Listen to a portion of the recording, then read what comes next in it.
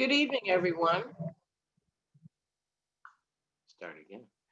Good evening, everyone. Welcome to Vote 2020, the second of two virtual forums featuring candidates for the Santa Monica City Council, co-sponsored by the League of Women Voters of Santa Monica Education Fund and the Committee for Racial Justice. Both co-sponsors are nonpartisan, nonprofit organizations, and they never support or oppose candidates for public office.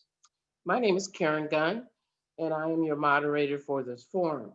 This year, we have 4 open seats for 4-year terms each and 1 uncontested seat for a 2-year term. We invited all 19 candidates who qualified to run for the 4-year seats to participate, as well as Kristen McCowan, the uncontested candidate who will appear on your ballot, for a total of 20. Each candidate participating in tonight's forum will have the opportunity to answer a variety of questions related to the overarching theme of transformation in the era of Black Lives Matter, with a maximum of 1 minute for each response. It should be noted that the co-sponsors sent a list of questions to all City Council candidates who confirmed their participation in this forum. The questions we asked tonight are drawn from that list. The candidates do not know which ones have been chosen for them. These questions were received from the co-sponsoring organizations and through community outreach. They will be asked in random order according to a blind matrix created by the League of Women Voters of Santa Monica Education Fund. Timing this evening will be done by Kathy Gentili of the League of Women Voters of Santa Monica Education Fund. They will be asked in random order, and candidates will see the stop sign. They will also see a 15-second sign prior to that. And we ask that you try to complete your sentence at that point.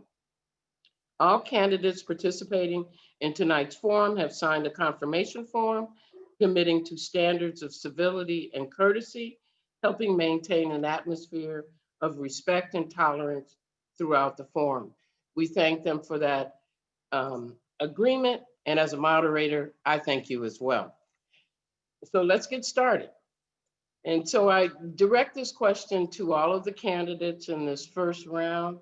We would like to get to know you and for the viewers to be able to get to know you better. So as I call your name, please tell us who you are and why you're running for City Council. Again, each of you will have 1 minute to answer. I will begin with Phil Brock.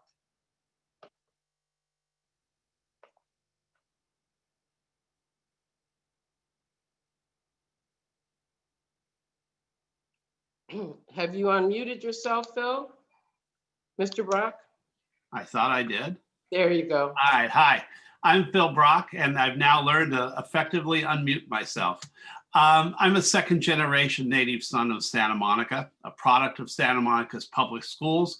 I was a city commissioner, just finished a term as an arts commissioner before that, 13 and a half years, as a recreation parks commissioner, 6 years as the chair of that commission. Prior to that, 6 years as a Santa Monica Malibu Unified School District Advisory Chair. I have been involved in nonprofits in the city. I've walked every street in the city multiple times. You've seen my videos, Brock, in your block. You've read my op-eds for 7 years in the Daily Press, and after that in the Santa Monica Mirror about overdevelopment in our city. I am someone who cares deeply about Santa Monica. As I've said, my blood is blue and gold with a touch of Santa Monica sand and dirt in it. I ask for your vote. Thank you. Tom Cizak.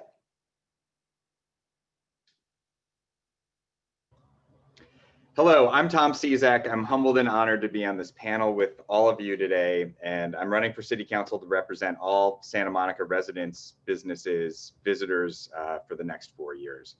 We must critically evaluate our priorities, how we invest and use our resources, and meet this moment with the energy and attention it deserves. As a resident for nearly 15 years, I believe in making decisions grounded in data and analysis. My wife and I love this city dearly, but I feel like somewhere along the line we got knocked off track. Homelessness and crime, namely, are chronic issues here in California's most celebrated beach city. We must come up with an innovative plan for safety and homelessness that is humane and sustainable for all, including residents, workers, visitors, and those who live on our streets. We must invest in racial justice reforms to allow everyone in our city to be treated equally and with respect, while also keeping our streets safe. Transparency and data-driven policy is the path forward, and Santa Monica deserves representation that will bring both to our decisions that are being made here in the city. Thank you. Oscar De La Torre. Yes. Good evening, everyone. My name is Oscar De La Torre. I was born and raised in the city of Santa Monica. I'm a proud Santa Monica, and I grew up in the Pico neighborhood on 16th Street in Delaware. I've been serving on the school board for 18 years, advancing equity, advancing racial justice, making sure that the Southside schools aren't left behind, and I'm very proud of my record. My journey in public service started when I was elected student body president at Santa Monica High School. I went on to college. I finished my master's degree in public administration and came back to Santa Monica to serve. I founded the Pico Youth and Family Center in response to gang violence. And I'm very proud of the fact that we have reduced youth violence and gun violence in our city. And I plan to take that experience to the city council to deal with the complex social problems that we're confronting right now. Thank you. Zoe Montaner. Hi, my name is Zoe Montaner. I'm a resident of Santa Monica, California, and I immigrated from Puerto Rico. I'm running for city council because I have experienced firsthand what bad politics and bad policies do to people's lives, and I'm a result of it. I'm the founder of Compassionate Santa Monica. I'm the founder of Giving Tuesday Santa Monica. I wrote a blog called Diversity Matters. I have a group in Facebook called Reform Santa Monica Police Department that started 4 years ago in 2016, when I already noticed and had experience with the problems that the police department was having. And I've been advocating for reform since then. The Charter for Compassion specifically addresses this issue, and I've been speaking with the chief of the police, the previous chief, the current chief, and the director of criminal department that no longer is with us. He moved to Seattle, but it's an issue that is of most importance to my platform. Thank you so much. Harry O'Day.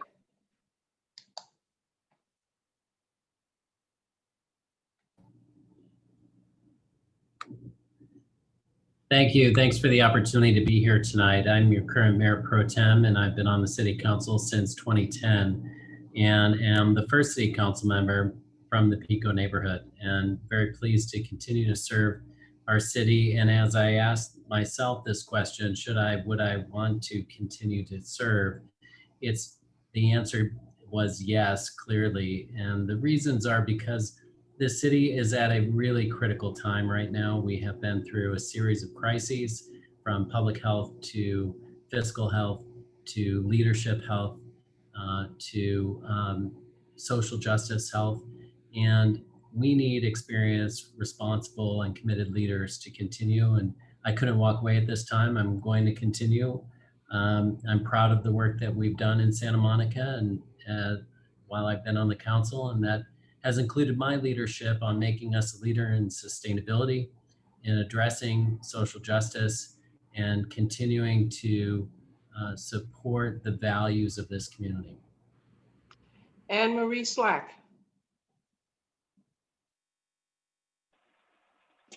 Hi, I'm Anne-Marie Slack. I've lived in Santa Monica for just over 7 years. I lived in the Mar Vista area right off National Boulevard next to the airport for 15 years. And I've been coming to Santa Monica with my kids and my family pretty much that whole 22 years. I've seen how the city has changed. I've worked in the city for the last 7 years as well. And it's one of those things where I felt compelled to bring my past experience of running a company for 10 years. I had over 125 employees, and I ran it through a depression, a financial crisis, and through multiple strikes. And my first and foremost platform is to help our small business community and our economy. Ed Winterer. Good evening, everyone. I am Ted Winter. I live in the Ocean Park neighborhood with my wife and 2 kids. One of them just went off to college. Proud products of the Santa Monica Public School System. I have served this community as a Recreation and Parks Commissioner and as a Planning Commissioner, and for the last 8 years as a City Council member. As my colleague Terry O'Day noted, the city is at crossroads. The last 6 months we've had to go through the COVID-19 pandemic, the ensuing recession, the fiscal crisis, civil unrest this summer, and then even wildfires this fall. I think at this time we need, as Terry noted, the leadership who knows how to work the levers of government and put us on a brighter path to a better future. We need to restore our economy. We need to restore the services we've cut. And I think we need to emphasize in this forum that while we consider ourselves a progressive city, we have to acknowledge our racist past and the need for greater social justice, which is why last spring when council members are asked to volunteer to be liaisons to different entities around the city to spread the news about COVID-19 and how to battle it, I volunteered to be the liaison to the Committee for Racial Justice. Thank you. Queen Olivia Davis.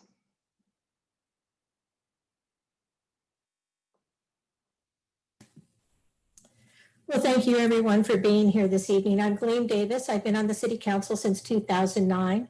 I've lived in Santa Monica since 1986. And I'm running for re-election because I think, as some of my colleagues have noted, this has been a difficult year for Santa Monica. And we have to make decisions. And those decisions are whether or not we want to try and tear down so many of the important measures that we've taken and that have been successful, or whether we want to build upon the successes we've enjoyed. We've seen reductions in crime, we've seen reductions in homelessness, even while crime and homelessness are going up in the communities around us. Does that mean Santa Monica's perfect? Absolutely not. But it's easy to sit there and complain. The question is, who's willing to really roll up their sleeves and do the hard work of making things better? I think in my time on the City Council, I've shown that I'm one of the people that's willing to do that. And I look forward to the discussion tonight where we can talk about my record. So I believe we're a city of well-being. I think we need to get on the right path. And I think I'm one of the people who you can rely on to do that. Thanks. Mario Fonda Bernardi. Hi, I'm Mario Fonda Bernardi, and I'm glad to be in this distinguished company to try to take our city and turn its direction to a more sustainable direction. We are beset with a host of problems. A lot of them have been mentioned already: homelessness, crime, affordable housing. But the big 800-pound gorilla that's going to aid up all of these issues is sustainability, the loss of our beaches, for instance, temperature rise, the relationship of us to the city of Los Angeles and all the impacts we get from that. So I've been on the Planning Commission for 5 years. I've been in the Santa Monica Conservancy Board of Director for 10 years, coached ASO for 15 odd years. I've been a practicing architect in the city of Santa Monica for over 40 years, been a resident for over 40 years. I know how the government works. I also know how it doesn't work. And our government has been rather heavy-handed and not very nimble in terms of reacting to these new changes. And I would like to change that. So I'm encouraging you to actually look at the world through the environmental lens and see if we can move our city truly in that green direction instead of our pretend green. Thank you. Ana Maria Harder.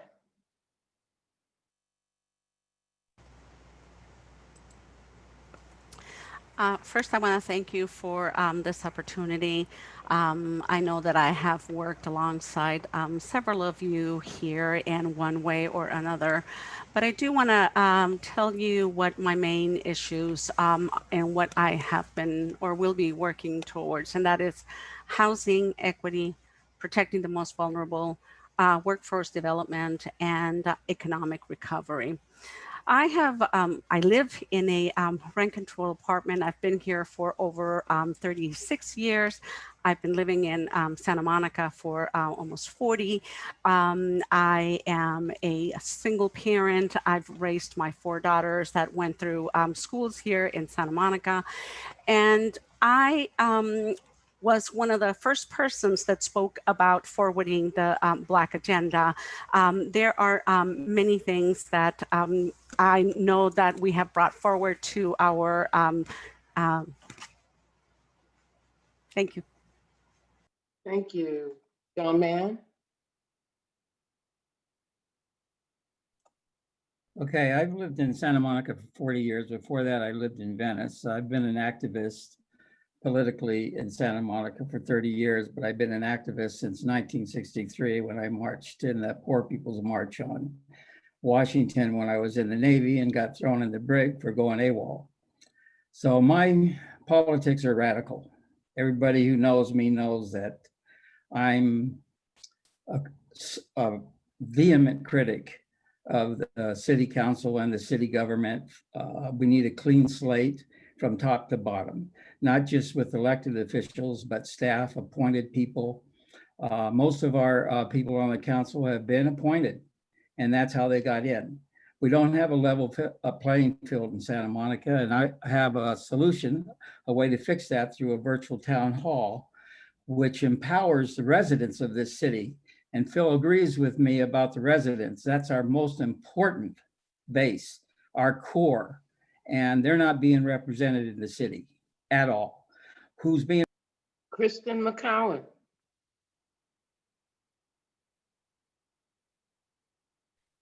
Hi, thank you all. It's good to be here with everyone. My name's Kristen McCowan.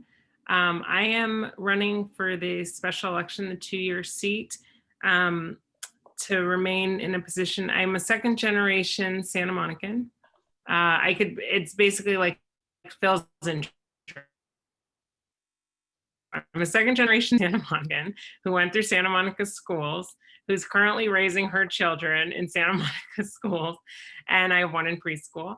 I have a background in federal, state, and local government. I was recently appointed to the council in July.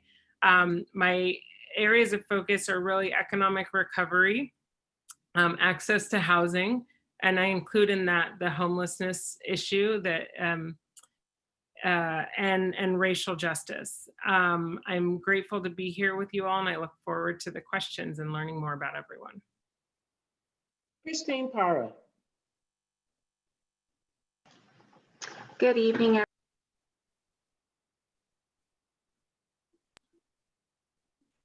Yeah, I think you have to unmute yourself again, Ms. Parra.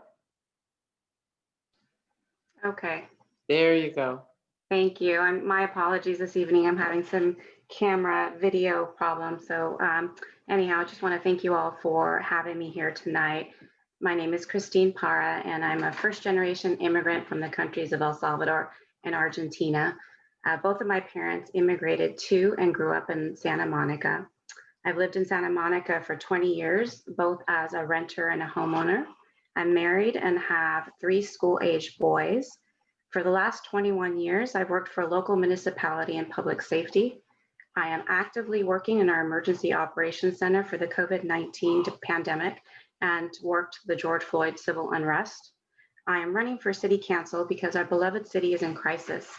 Our public safety is being compromised every day, either because of opportunity, the addicted, or the mentally unwell. I know and understand the inner workings of city government and often work with department heads and elected officials. I know what good governance looks like and feels like. Using my experience and expertise in crisis management, I'll make public safety my #1 priority. Thank you much. Well, thanks to everyone for the initial introductions. Let's move into the meat of this evening with the first round of questions. And this question will go to everyone. Let me preface the question with this. Many cities in our country have shifted some funding from their police departments to services related to mental health and unhoused people. The Santa Monica Police Department's annual budget is $98 million. That was not reduced, as were all other city departments in the recent budget crunch, particularly Black staff and programs that benefit Black residents. The question: do you agree with the proposal to transfer $8 million of our police budget to human services in our city? And if not, why? The first person this question is directed to is Ms. Parra. Thank you for that question.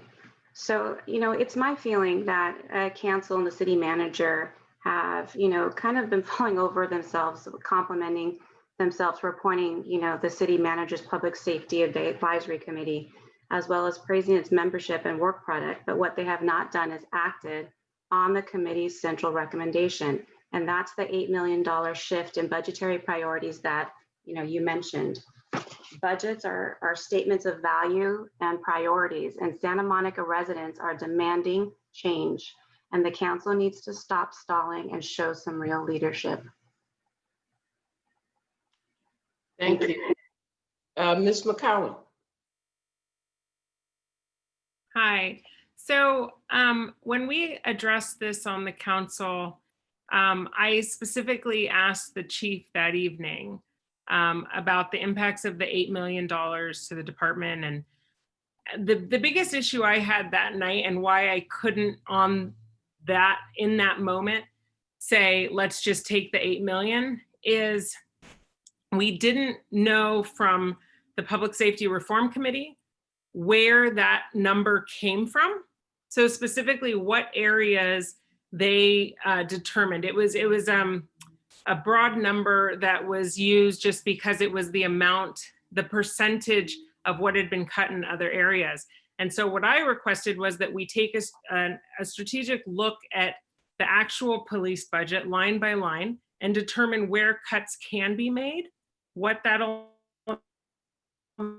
shift that to other services. So that was my request at the time. Mr. Mann.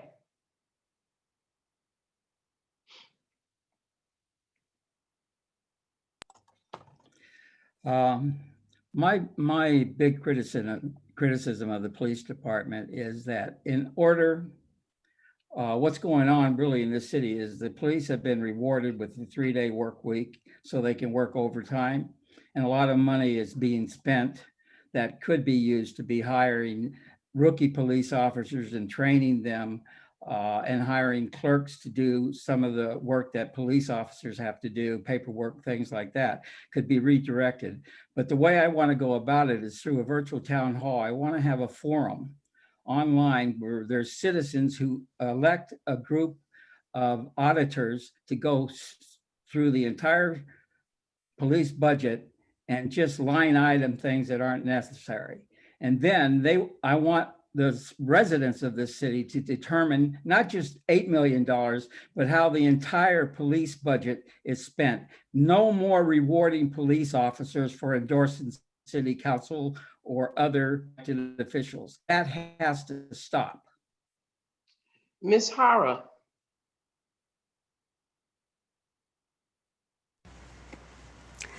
Thank you for that question. I am going to actually piggyback a little bit on what Councilmember McCowan said. We were given a number that we could go ahead and take away. However, we weren't told where it was actually going. We can't be taking money away simply because of taking money away. We need to make sure that we know where it's going to impact, how it's going to impact that community, what type of services are we going to give back, and what will it be invested in, and will it impact the well-being of the entire community or the residents. So we cannot be irresponsible of just taking the a chunk of money that big. We need to make sure that we allocate those funds effectively and responsibly. Mr. Fonda Bernardi.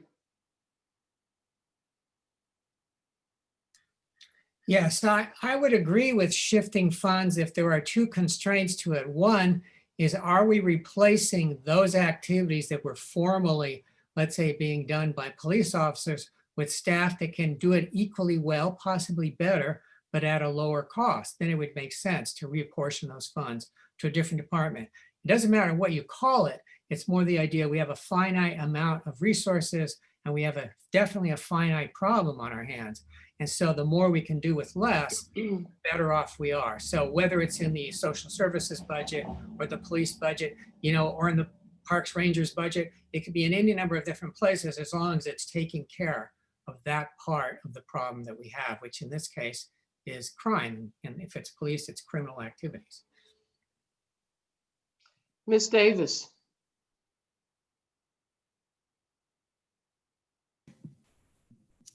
So I certainly support the idea of reevaluating our entire public safety platform and seeing if there are ways that we can better address the public safety needs of our community. For example, investing more in mental health counselors to reduce the number of mental health calls that our police officers go out onto. When we asked about transferring the $8 million out of the current police budget, all we were told is that it would lead to a substantial cut in the number of sworn officers on the streets of our city. Now, we've just recently enjoyed a double-digit reduction in most violent crimes. And so I think taking officers off the street without having another system in place to replace them, it would be irresponsible. So what I want to do is evaluate how can we look at all the work that police officers do, determine which of those jobs can be done by non-armed, non-sworn personnel, and then begin the process of shifting money away from armed officers responding to calls and having mental health professionals, neighborhood resource officers, park rangers, other folks respond. But I think it has to be a responsible and careful process. Mr. Winterer.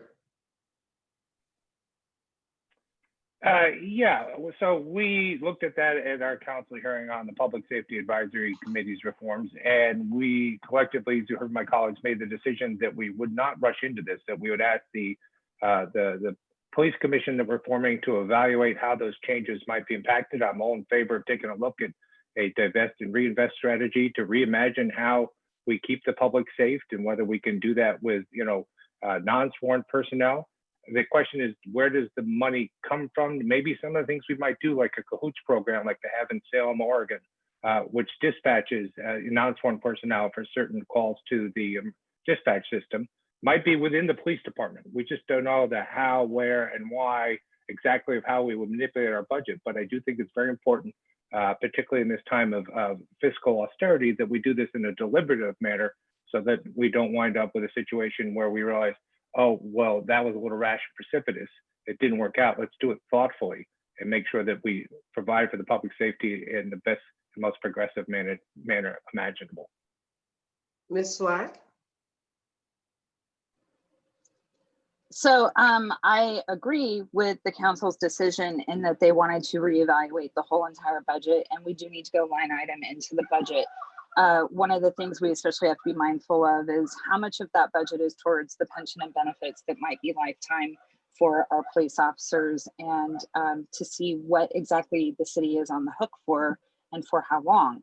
But I have spoke with so many of the police department, and I've talked to them about our need for bringing additional services into the problems that we're having, especially with homelessness and drug abuse and addiction, and using additional resources such as mental health, professionals that could be along with them. The pushback that always seems to happen in these conversations is always about public safety, and it seems that I'm very concerned that the police might not be as receptive to allowing some of these services to be delegated to other areas, because that is a way to hold on to that control and power by just.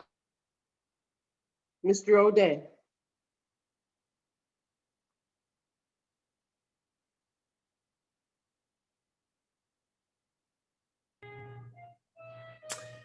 Okay, thank you. This question, I think, requires understanding kind of where we were when the public health crisis hit, because when that hit, we all said first priority is public health and safety. And that's when we began our budget reform process, when we realized we had a fiscal crisis in addition to a public health crisis.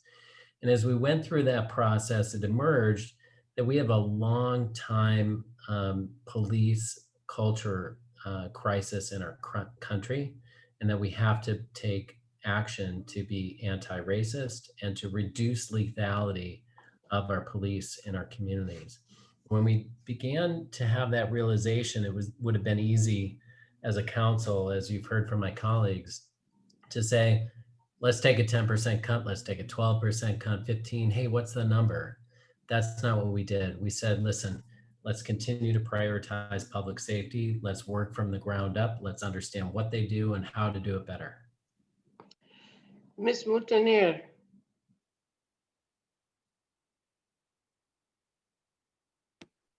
Hi. Yes, I agree with the proposal. I think that it should not have been tabled. Ms. Hara made reference that we cannot stop and give money like that, but the Black Agenda got $100,000 without having a clear path of what programs they would be doing. So there's a discrepancy on how we work with the budget and the requirements when we give money away. I support this, but we have to have an oversight committee that will look at the programs and the social incentives that we are giving to the community. We founded, as part of Compassionate Santa Monica, Citizen Summit to talk about issues of mental health. And we've been doing that work for 2 years, waiting for funding to do a mobile unit. And we look forward to this funding to improve the mental health of the city. That is one of the issues that create crime. Thank you. Mr. De La Torre.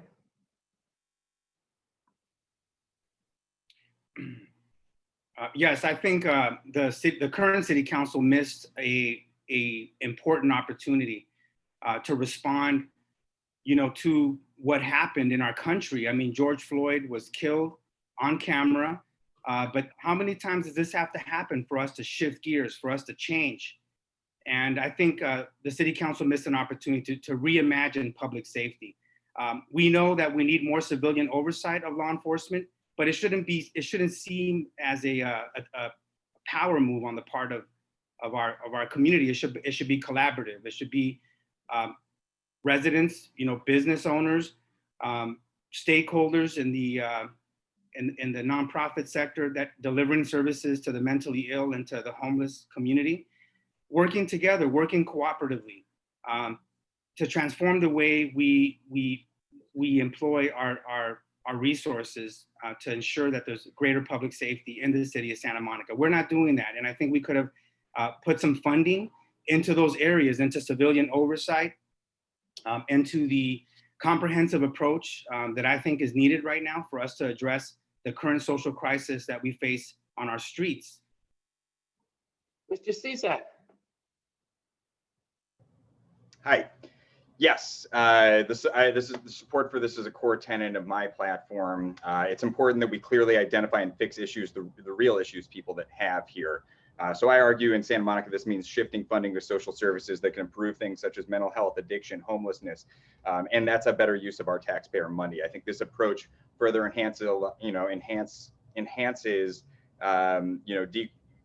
destigmatizing people with mental health conditions as well. So we already lost field-based personnel as part of the budget reform crisis. Police officer positions were cut. May 31st was 18 weeks ago. You are accountable to the voters, and in spite of the global pandemic, the call for racial justice has been the greatest in my generation, and I think the time has run out. Voters are demanding action now. Analysis must be undertaken to allocate the resources necessary to reform our Santa Monica Police Department. Thanks. Thank you all for your answers to that question. And Phil Brock, you're the last but not least. I haven't forgotten you. Well, it's good to be last because I could say that a lot of the proposals that I just heard are worthwhile. Now, should we have taken $8 million from the police department immediately?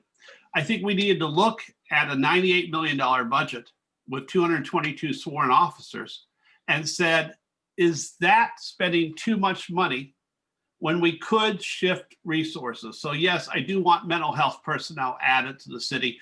I'm glad to hear a couple of people say, let's restore our park rangers to the city to take care of our parks. We must have safe streets and safe parks. And I will tell you this, even though, yes, we want to shift resources, crime has not abated in the city. A block from Ted Winter's house, a woman got strangled, hit over the head with a guitar, and her eyes gouged out in the last week and a half. In Terry O'Day's area at CVS, there was a person who was hit over the head by a homeless person with a bottle in the store. So we have a public safety crisis. We also have a public health crisis. We need to act now. Thank you, everyone. Let me move to the next question. And we have 3 different questions that pivot around perspectives regarding public safety issues. So you all will be getting different ones. The first question up will be directed at Anne-Marie Slack, Phil Brock, Ted Winterer, Tom Cizak, and Gleam Olivia Davis. Here's the question. Have you read the recommendations of the Santa Monica Public Safety Reform Advisory Committee? What are your major takeaways? I'll begin with Ms. Slack. Yes, I have read the recommendations. I, for one, am really happy to see the focus on having the oversight committee and the goal of instituting, the different practices and oversight. I think that it is definitely a starting point to build upon. I think it is the first time that we're really addressing bringing the public into some of the applications and the actions of our city and how it acts on the behalf of its residents. Thank you. Phil Brock.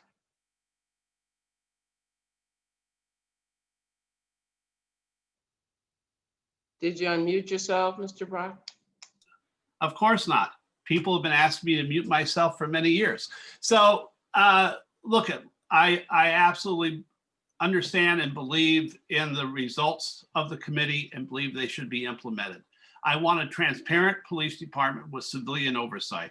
I expect that we will have as one of my colleagues says, a smart police department, not a tough police department. That we will make sure that calls that are now handled by police and fire personnel are handled in other means. That will keep our city safer. So make a long story short, I absolutely agree. And we'll move on to someone else. Mr. Winterer.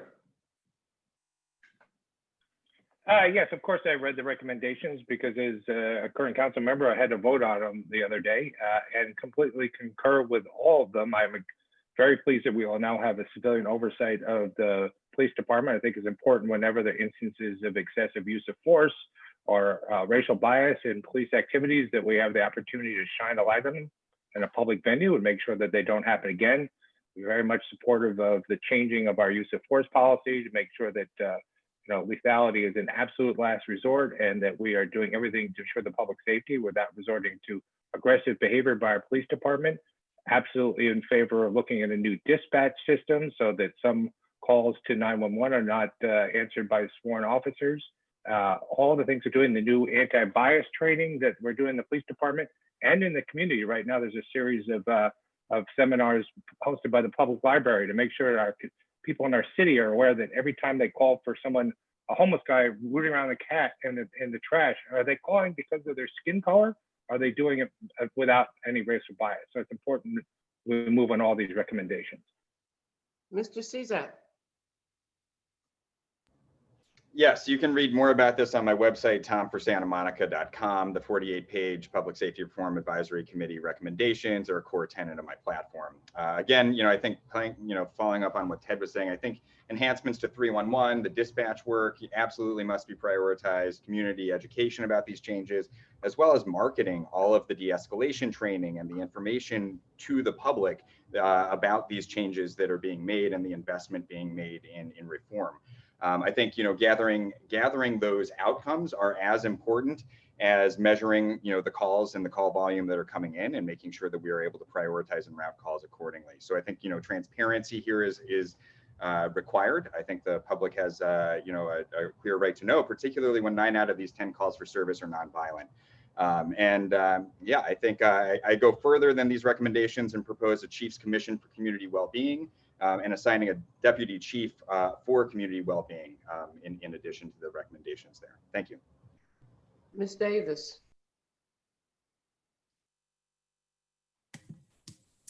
Thank you. Yes, I read every word of the Public Safety Reform Advisory Committee report because the council did adopt it in its entirety when it considered it at a council meeting.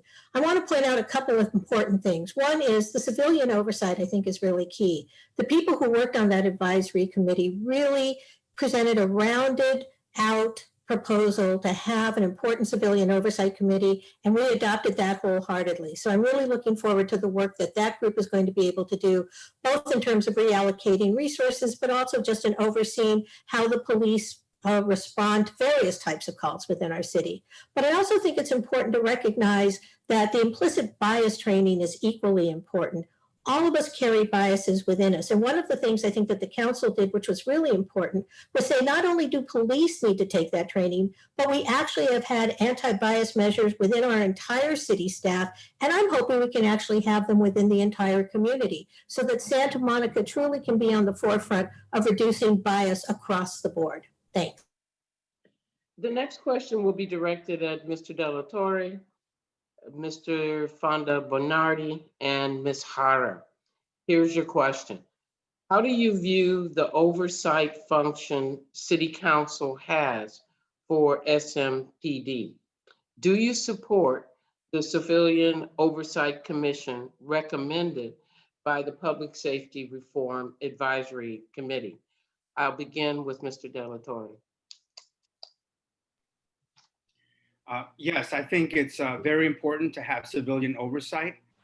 And more than that, though, there should be transparency. I think cameras on police officers when they're interacting with people is very important, to ensure transparency and accountability. I think we should also publish, the arrests and citations and disaggregate that data by race and ethnicity. I think we should know. I think the public should know if our police are giving people too many tickets, and we should know that data. Should be data driven. We say, well, we're not racist. I think the numbers should speak for themselves. So it's very important to have the cameras and the data and the civilian oversight getting these reports on a monthly basis to give feedback to law enforcement. So it should be a part of what civilian oversight is in Santa Monica. Ms. Hara.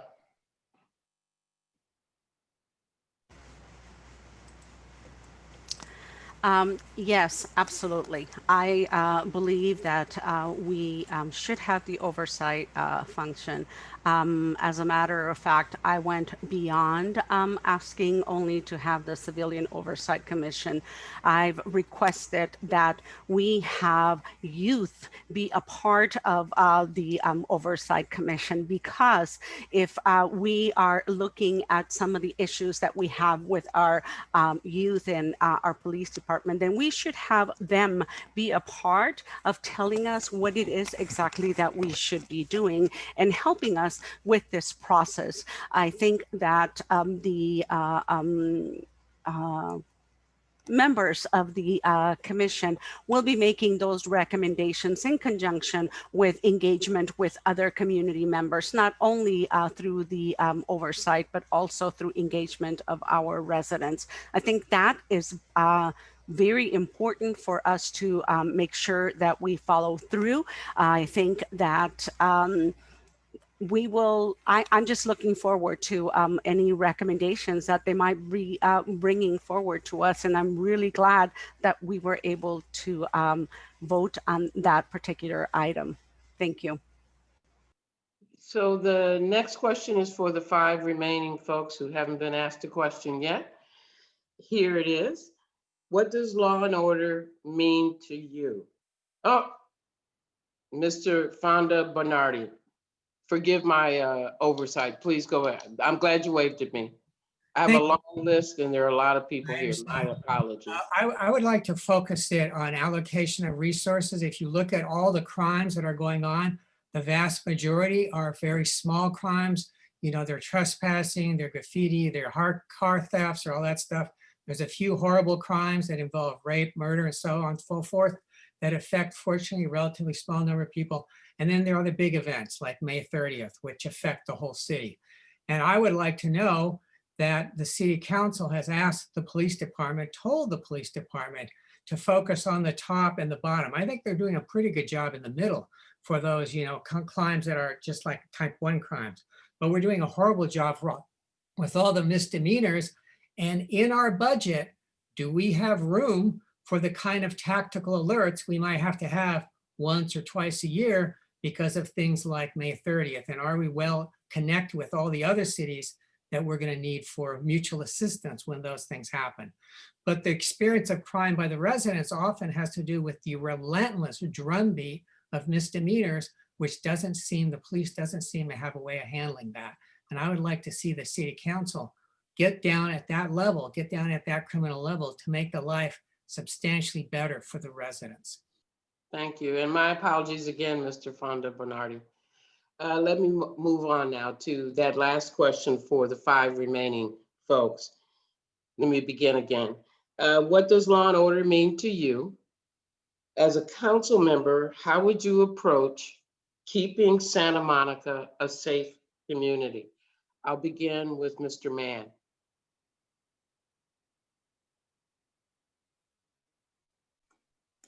That's a great question. When you ask me, I'm a victim of crime. And I'm one of many victims in this city of what you might call minor crimes. But to me, they're crimes against seniors. They're crimes against people who are trying to ride their bike, not their cars, throughout the city. And every time I buy a new bike, it's stolen. And the police do nothing. And it's not just happening to me. These are not homeless. These are street thugs that are coming into Santa Monica on a crime train, and nothing is being done. Now, you can say it's because they're not prosecuting these people, but we can keep them out of town. If these are people that are coming in and committing crimes over and over again, and they have a police rap sheet. I used to be a parole agent, and any time that I heard from a citizen that one of my parolees was committing a crime, I violated them. We can actually go to their parole and probation officers and have them violated and thrown in jail. Ms. Montaner.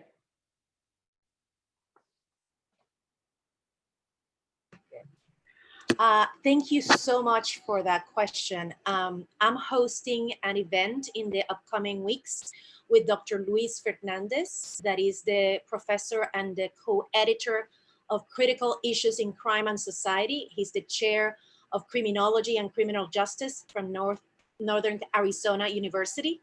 And he's very interested in having this discussion with our community. So I invite our members of City Council, I invite the chair of the police, and I invite the CRJ committee to be part of that event that we're going to host on Zoom. If it's not next week, it's going to be the following week. He had a death in the family, that's why we had to reschedule. This is someone that is a scholar on the issue that can give us incredible information about what law and order really means. Because if we go to online, we're going to find the definition, and the definition tells us that it's a situation characterized by respect for and obedience to the rules of society. But in modern politics, law and order, also known as tough on crime and the war on crime, is demands for a strict criminal justice system, especially in relation to violent and property crime through stricter criminal penalties. Thank you. Ms. McCowan.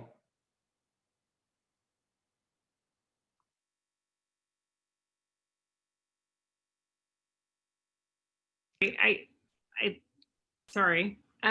So we know what law and order is, and really it's based in transparency. So once we know what the laws are, the expectation, I think, for civilians is that they're universally and fairly applied.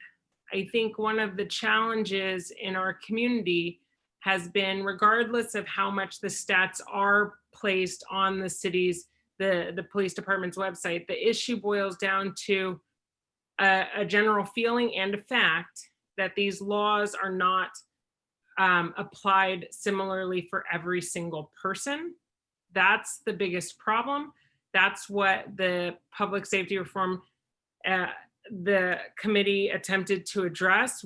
I believe that training will ultimately get us where we need to be.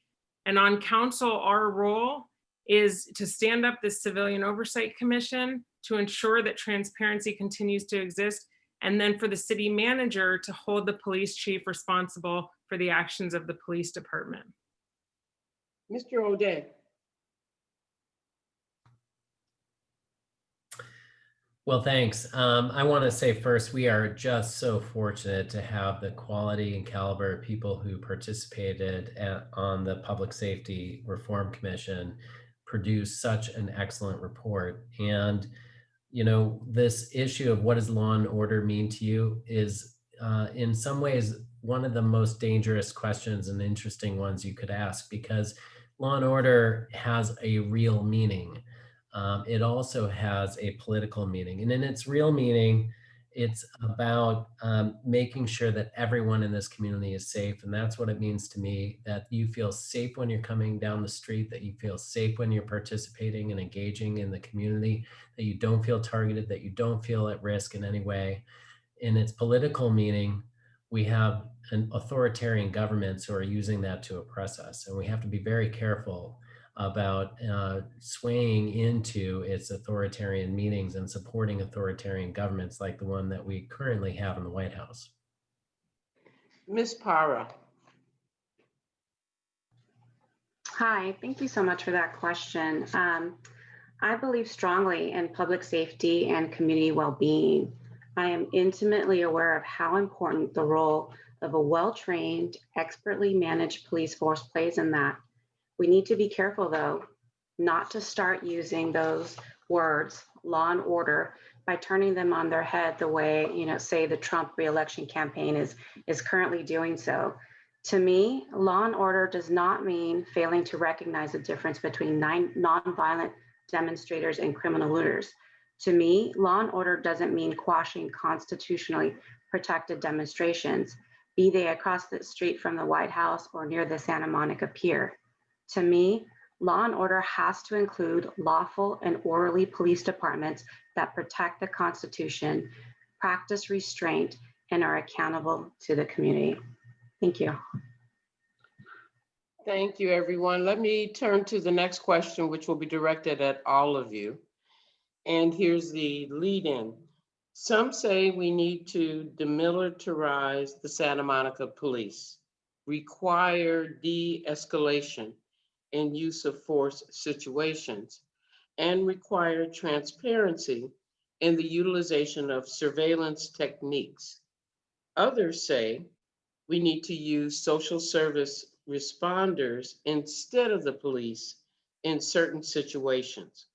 Here's the question. What is your opinion? If elected, how would you approach these issues? And I will begin with Mr. Fonda Bernardi. Well, those are three different things you mentioned there, and I'm inclined to agree with all of them. De-escalation is always a good thing. The proportional use of force, even the least possible force to control the situation, is even more desirable. And clearly, we don't need militarization in our police force. We might need it in some impossible situation where we have to bring in some incredible hostage situation, but that doesn't mean militarizing our police force. And the last thing is transparency, because eventually policing starts to basically run into civil rights issues very quickly. And that's where you need the transparency to protect the civil rights against what otherwise would be an overreach of a hyper-militarized and hyper-aggressive police force. So those are all things that I would totally agree with. I have no problem with any of those.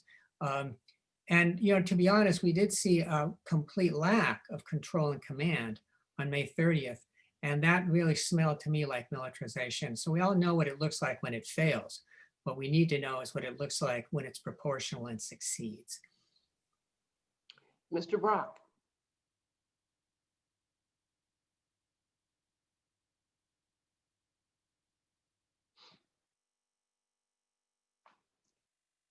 So, there you go. Hi, I want to start by first going back to the previous question. I have a quick question. Why did George Floyd have to be murdered and residents tear gassed for the city council to react and establish a police advisory committee? How about a proactive city council? Why wasn't this established in the past decade under the same incumbents? Now on to this question. De-escalation, use of less force, and never making our police force into a quasi-military force? Absolutely. And when you're talking about transparency, a lot of residents also would like to hear when there is a police call out so they can figure out what's going on. In LA, there's Venice 311, there are Beverly Hills 311. There are a lot of different areas where we could hear what the crisis is. And yes, I know that people will say, well, the police, they can't have their communications open. Every other city does. In the interest of transparency, ours should too. Thank you. Ms. Montaner. Hi, I think they're both. I think I would like a balance of both, but I want to bring to the attention that this is something that when I run into city council back in 2014, I spoke about it. I got incredible heat and a lot of push, including from Mr. Brock, who didn't believe that we had a problem in the police department. So this is something that I've been advocating for 6 years. And I was very vocal about it back in 2014. John Mann was in that election as well. When Jacqueline Seabrooks retired, I remember City TV had a program for her retirement, and Rick Cole was praising her for all the tools that that department had. The problem is that we had the tools and the tools are not being used. When the tools were supposed to be used in May 31st, the tools were not used. So why we invest in all this equipment, in all this technology, if we're not going to protect our city? Mr. O'Day.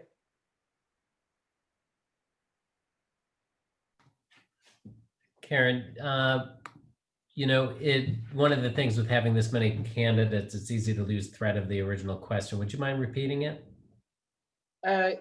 It was really about de-escalation of in use of force, requiring transparency and utilization of surveillance techniques, and the need to use social service responders instead of the police. And it was asking what your opinion was if elected. Well summarized, thank you. So look, I think that we have a police force that is well-trained in de-escalation against its peers in policing. We have a force that is well-trained in every way and well-resourced. What we need to do, though, is rise well above the peer class here, because what we have learned is that policing exists in a culture that is troubled, that is too highly militarized, too lethally armed. And what we're trying to do is to figure out, how do we address the problems in our community without always relying on police who are lethally armed to accomplish our objectives. The police, because we staff them to our peak crisis event, are the folks who we have available to us when any problem arises. So when we had a COVID shutdown and kids were going to school online, we had parents calling and asking our police to come out and get their kids on the online school. We need to focus on what police do. Ms. Hara.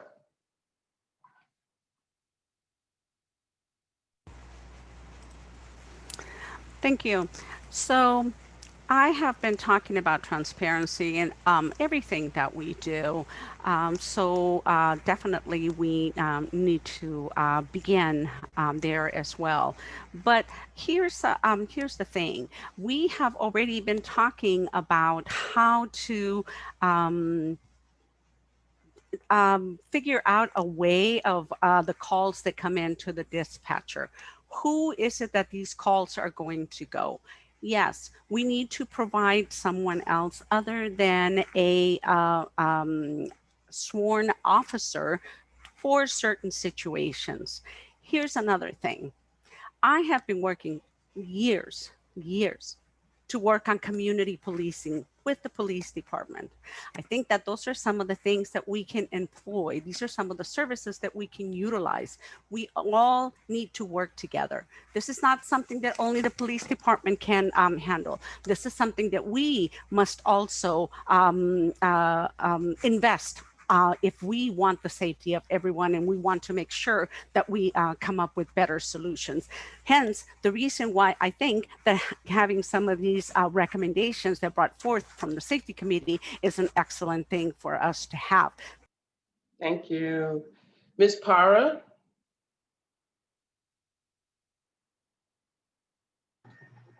Hi, thank you.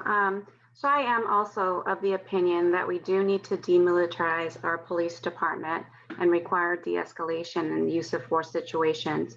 But we also must give our first responders the resources they need to effectively respond to and to manage all crises. This includes a social services resource that is available 24 hours a day, 7 days a week, not just during business hours. Thank you. Mr. Mann?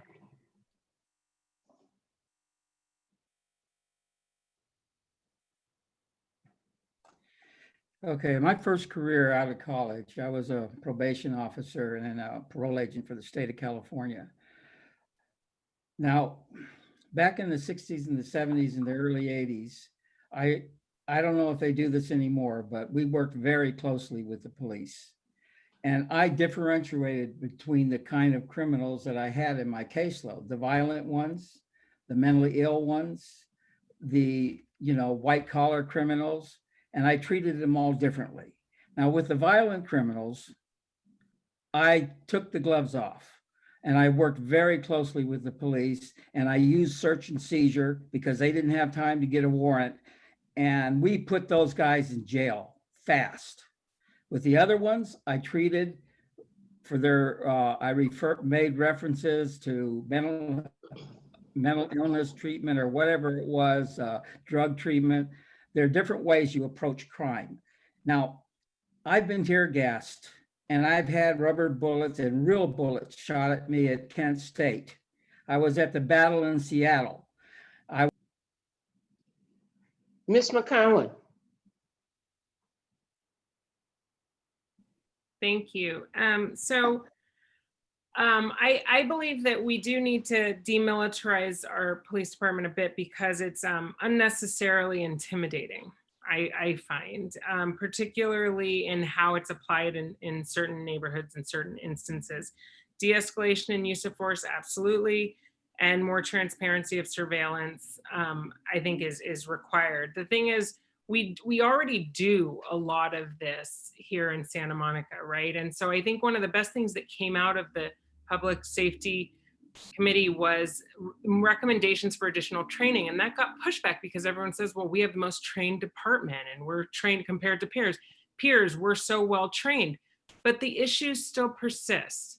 And what I've always said is what we're not doing is addressing the mental health and the psychological effects on police officers after certain encounters. And that's not treated properly. And then that bias remains with them. And that Mr. Cisak? Hi, yeah, it's not enough to just say we need to demilitarize the Santa Monica Police Department. We need to de-escalate the use of force situations. It's not just enough to say we need to use social service responders. We must do, and we must do better now. So it's essential that we, revise these investments in public safety to be less focused on paramilitary style policing and more on maintaining safe and orderly society where our speech, liberty, and property rights are secured. If we're to be leaders in this area, where is our transparency partnership with the Electronic Frontier Foundation? Where is our ban on facial recognition? We require transparency. Did you know we have a drone in Santa Monica? Where are its flight logs? You say transparency, however, as an expert in this area of information policy, the scanner's encrypted, as Phil had mentioned. Police don't trust us, so why should anyone trust them? So yes, civilian oversight's long due. And I would encourage a public dispatch scanner, and currently our police and fire scanner, like we said, is encrypted. It's the exact opposite mentality of the transparency needed to hold our public safety functions to account. Thank you. Ms. Slack? Yeah, I mean, for me, it's just like everyone else. Of course, de-escalation, demilitarization, especially because when you saw what the police came out with in response to that protest, I, for one, was very surprised at how much they had that looked so much like what we saw in Ferguson many years ago. And that scared me as a resident. I also was scared as a resident to find out that the police have the authority to 5150 whoever they want. So in my conversations with them, as far as how we should triage the situation of dealing with mental health, violent criminals, whether it's addictions, they are in favor of it. But again, the pushback from them is that they are so trained, like what Ms. McCann was saying, and that they are the authority on it. And this is definitely why this oversight committee is gonna need to come into play as quick as possible. Mr. De La Torre.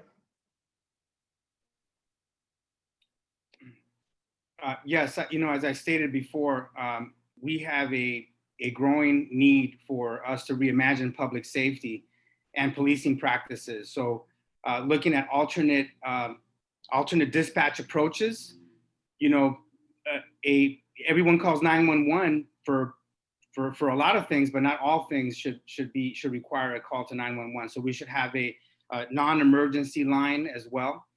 And then how we approach people, you know, we shouldn't send police all the time. You know, there needs to be a multidisciplinary approach, a comprehensive approach to addressing these calls, because police aren't trained, you know, to be social workers.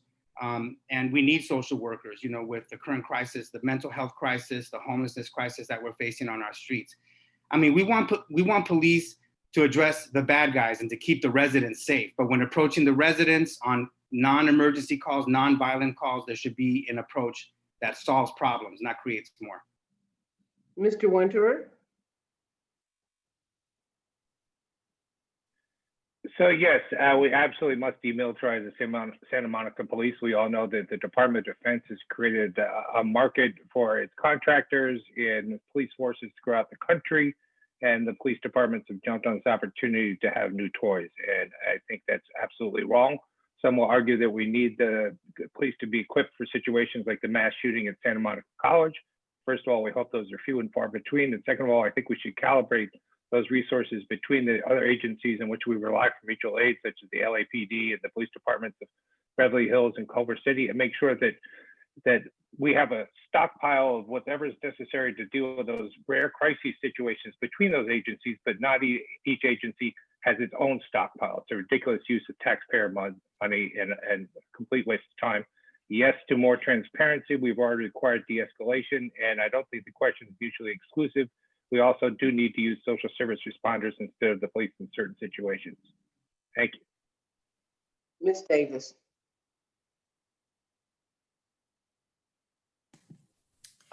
Well, I certainly agree that we should look for opportunities to demilitarize the police, and we certainly need to also, at the same time, make sure that we are responding to any calls for assistance appropriately. And in many instances, that is not going to be an armed police officer, but someone with mental health or social work training, and that's what we're working on right now. I think it's important to point out that even before we formed the Public Safety Reform Advisory Committee, this city council adopted President Obama's 21st century policing policies, which included increasing our commitment to reducing use of force and also committed to de-escalation. So even before we got those recommendations from the Public Safety Reform Advisory Committee, we already put those policies and practices into action. We also adopted what's commonly called the 8 Can't Wait, which includes eliminating things such as chokeholds and carotid suppression. So we were well on the way, even before the Public Safety Reform Advisory Committee, to doing a lot of the things that we've been talking about here. Let me move on to the next question. Thank you. And we have two questions that relate to housing opportunities in Santa Monica. One question will go to approximately half of you. Another question will go to the remainder. And the lead-in is this. In the 1950s, Santa Monica used eminent domain to displace the primarily African-American Belmar neighborhood in order to build the Civic Center. Around the same time, California and Los Angeles County also used eminent domain to displace approximately 600 families, most of whom were Black or Latino, Latinx, in order to build the Santa Monica portion of the 10 freeway. So the first question will go to Mr. Fonda Bernardi, Ms. Para, Ms. Davis, Mr. Winterer, Mr. Brock, and Mr. Della Torre. The question is, do you support creating housing opportunities for the families and or descendants of families who were displaced by these actions in the 1950s? Why or why not? And I will begin with Mr. Fonda Bernardi. Thank you. Well, I think that there is some justice to be done here because that was originally kind of the city's original sin by plowing a freeway through a whole community that was doing just fine without a freeway. And they were sacrificed for the transit needs of the whole region. So one of the ways to adjust for that would be to allow the descendants or even those people who are still alive from that time to get on the head of the list for our affordable housing, those people who are working their way up that list into the limited number of affordable housing as sort of like a right of return. And so they would be able to, yes, they lost their homes, but they would be able to return to the community that they also lost. It wasn't just, many of them were not owners, many of them were displaced. The owners got what it would be called the eminent domain payoff for the selling of their properties, the buying of their properties. But the loss of the community was the part that was irretrievable. Now, obviously, those people would still maybe not feel that it's their community, but they would at least have a chance. Ms. Para. Hi, thank you for that question. I absolutely 110% support that. It's shameful that that happened and is part of our history here in Santa Monica. And so I definitely in agreement that reparations do need to be made in one way or another to those families because, you know, they lived here, they lost an opportunity to have a legacy and build, you know, their lives and build families here as a result of the actions of the city. So I am 110% in agreement that some type of reparation should be made. Thank you. Ms. Davis.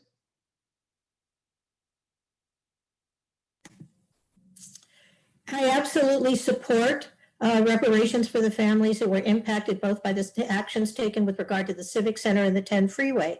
And just to show you that that problem has not gone away, the exact same situation is now manifesting out in the community of Downey, where Metro is proposing to condemn hundreds of homes occupied mostly by Latinx families in order to widen the 605 and 5 freeways. So the injustice continues. Intentional injustice, intentional discrimination needs to be met with intentional reparations.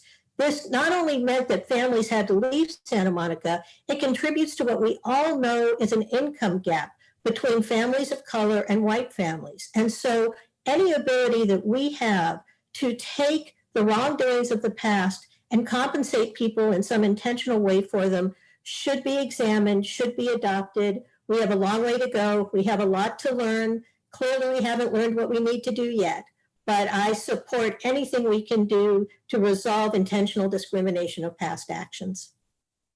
Mr. Winterer. So I, of course, concur with everyone else. Absolutely, reparations are due for the injustices of the displacement of the past.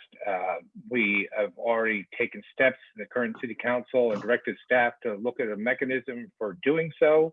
What I envision is similar to what Mr. Fonda Bernardi mentioned. We already have a wait list for affordable housing in our city. And if you happen to be evicted through no fault of your own through something like an Ellis Act, if you're a Santa Monica resident, you go to the top of that list. We should do the same thing with either the original evictees in the Belmar neighborhood in the freeway area or their descendants and give them priority for either the new affordable housing or vacancies as they arrive in existing affordable housing. I think it's time to make amends for the sins of the past. Mr. Brock?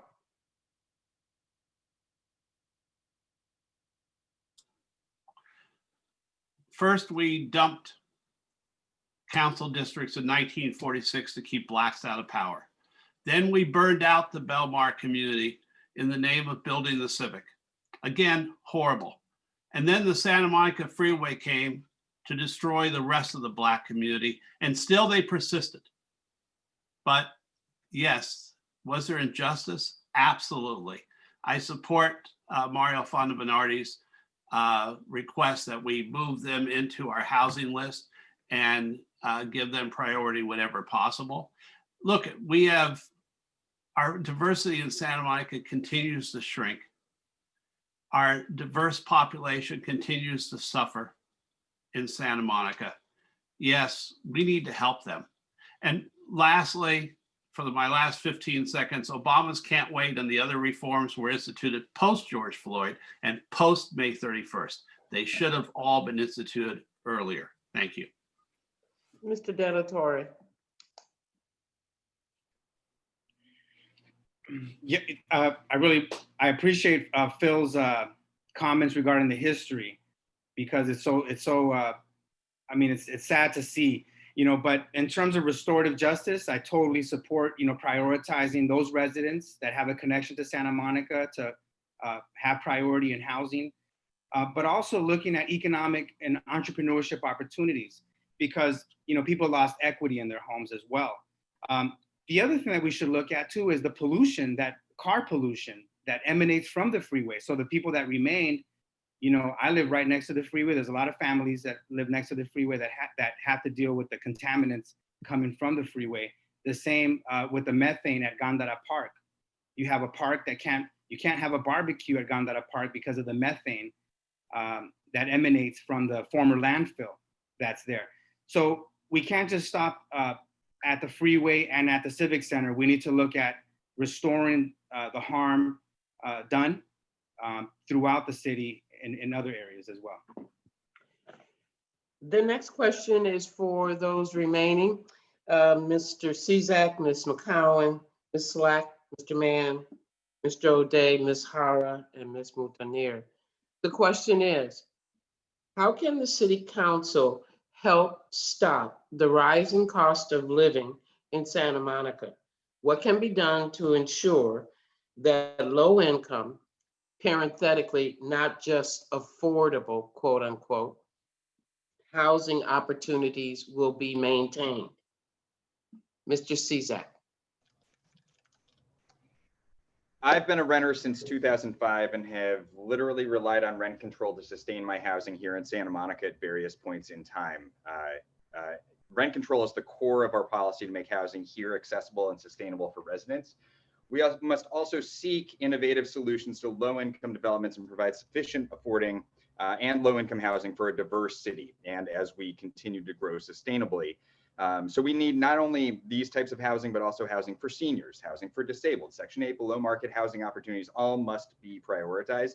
We also need the data and the transparency to ensure the implementation of these reforms and policies are working. And we must bring the same fact-based approach to other areas of our systemic racism, housing, employment opportunities, education gap, access to the internet, and more. Thanks. Ms. McCowan? Yes, thank you. So the first part of the question, Karen, I believe can you just, how do we make it more affordable? The city. I'll read it again Okay. in full context. How can the City Council help stop the rising cost of living in Santa Monica? What can be done to ensure that low income, and then in parentheses, not just quote unquote affordable housing opportunities will be maintained? Yeah, okay, so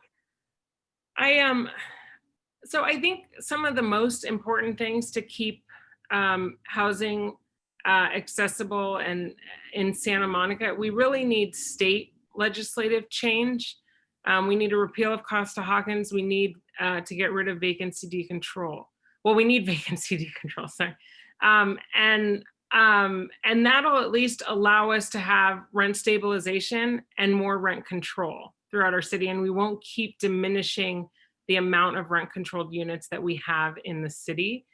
With regard to low income versus affordable housing, I think our job on city council is to continue to ensure that we're able to build affordable housing, deed restricted affordable housing on public land, and also just more affordable housing. Affordable housing is based on percentages. And so, you know, like CCSM, they can accept Section 8 vouchers.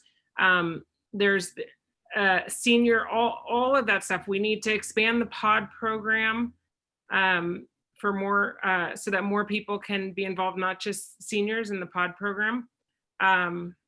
Sorry, it says to stop. Ms. Slack?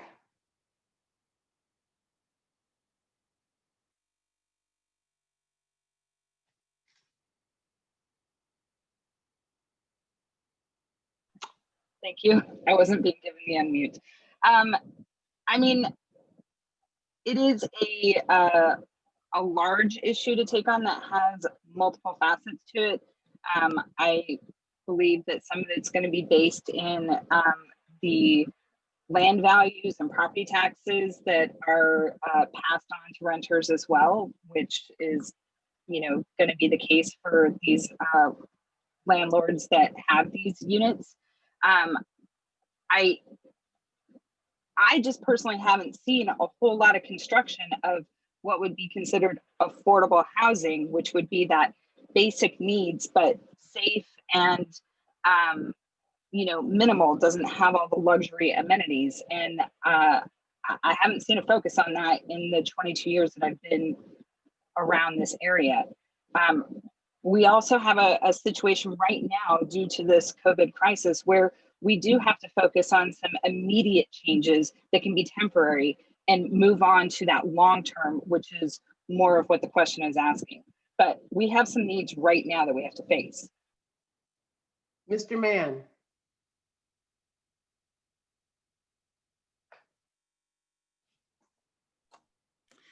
Okay. I was owner occupied out of my rent control housing. After I lost one job, I've always worked two jobs most of my adult life. I lost one job in 2008, a job I had for 20 years. And then in 2014, my return to work papers at a substitute teacher for Santa Monica School District mysteriously disappeared. I won't go into it, but there was some corruption involved. So there I was, I applied. And I was told because I was slightly over $2,000 in debt that I didn't qualify. Now, of course, I'm in credit card debt. I lost my housing. Right now, I'm paying $2,200 a month so I can run for office. So it's gentrification that caused this to happen because the city council raised the height limits and opened the doors to developers. And that's what's happened to our housing. So you can say it's the sins of the fathers or the past, but it's really the sins of the present. Mr. O'Day?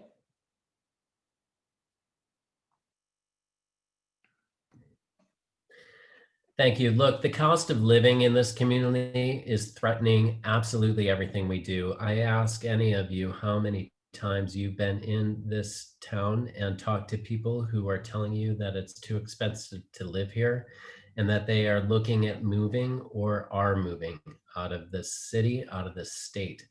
And it is en route a result of the lack of housing in this city. We are not meeting the demand for housing, and as a result, our housing costs are increasing exorbitantly. We need to increase the supply of housing, and as we do, we utilize the one tool that we have to build affordable housing, and that is as an inclusion in the percentage of the total market rate of housing that's being built. So when you're building other housing, you have to build affordable housing. And we used to build housing, affordable housing in Santa Monica with public dollars through our redevelopment agency. That doesn't exist anymore. We have to build other housing and use that to fund affordable housing. Ms. Hara? So As far as stopping the rising cost, what I can tell you is that we need to keep residents here, first of all. We need to make sure that we are not displacing anyone here, which is a true fear of a lot of people. We need to look at buildings such as the one on Virginia Avenue, which we assisted in helping over 400 people in staying here in Santa Monica. We need to look at expanding housing options to include diversity of income levels. We need to maybe even think, many years ago, we thought about including home ownership. How can we bring that back, and how can we do that?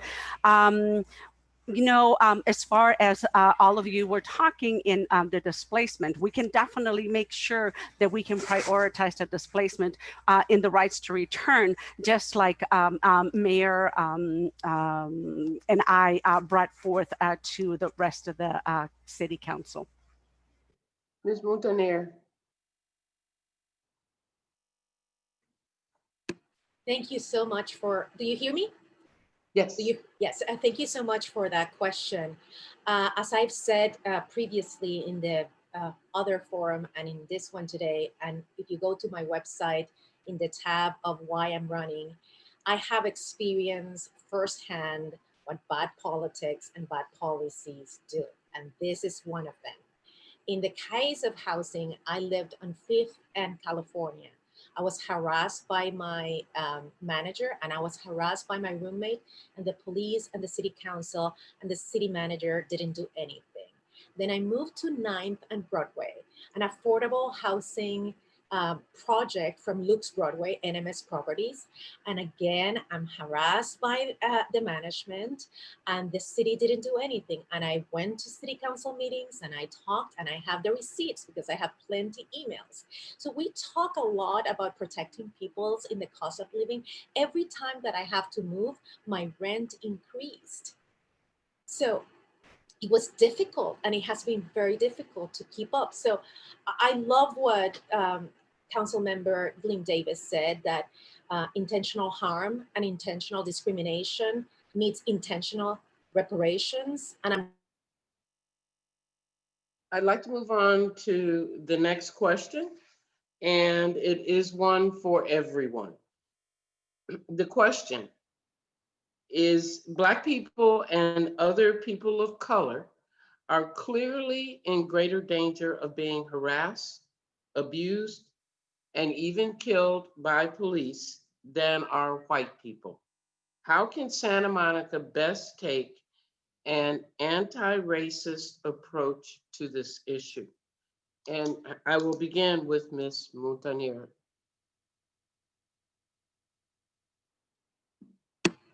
thank you so much. You know, one of the things that I notice about this advisory committee is that I believe it lacks people that have been arrested, that have been prosecuted. I would have loved to have Justin Palmer in that advisory committee because he was such a person and a visual image of what happened in the city of Santa Monica. So when we approach these problems, we have to have in these committees people that have been impacted by the bad policies that we had. And I think that is the best strategy that we have to really, really address this issue. Because if we don't invite them to the table, then how we can really solve the problems from people that have experienced firsthand what is bad policing, what has happened when harassment is rampant with people of color. I've been victimized by it myself for being Hispanic, Latina. So we need a seat at the table. Mr. De La Torre. Yes, those that are closest to the problem need to be a part of the solution. When I was the executive director of the Pico Youth and Family Center, I worked to bring youth and law enforcement together to have a series of dialogues so that the police can understand where the youth were coming from, but also so that the youth can understand where police are coming from. And I think that's really important right there, is to build that collaboration, that trust, that relationship. I think It's really important for us to have relationship. Law enforcement should not be seen as something separate from the community. And, you know, the issue of people of color being impacted negatively is not just policing, but it's also in healthcare and education and employment. You know, we need to do a whole lot better job in the city. You look at commissions, how diverse are we in the commissions, you know, in the appointments? Obviously on City Hall, you know, we need more representation. But you look at, you know, the whole organization, where people in the planning department, how many people of color are in the planning department, for example? I heard 0. Mr. Mann.